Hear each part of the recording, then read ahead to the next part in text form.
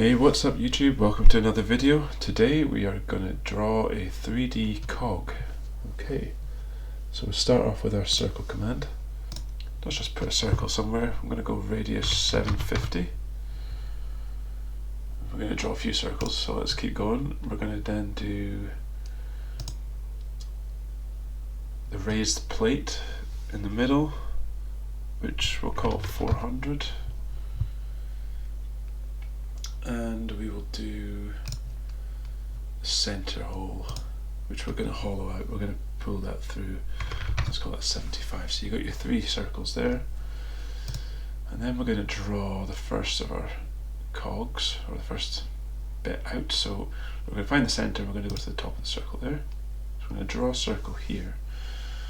Approximately, let's go for 100. Actually, yeah.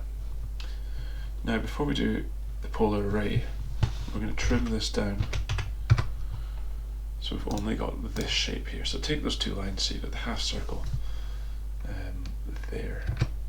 Okay, then we're going to select the polar array, click on the half circle, enter, specify the center point of the array, so we're going to choose the center of our circle here, and it automatically gives you 6 items.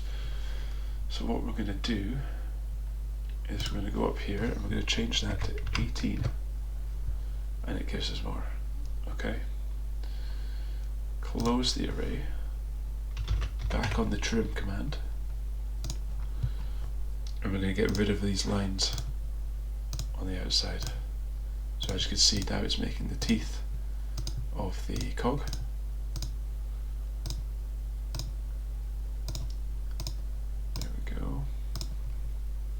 Okay, enter. So the last thing we need to do before going into the 3D view is we're going to join these lines together. So join, highlight them all, enter. So now let's go to our southeast isometric. We're going to press pull. We are going to highlight everything. As you can see, we've got the height there. So let's call it. Let's go 25. Okay, and we're going to stay on the press pull command, and we're going to bring this one up.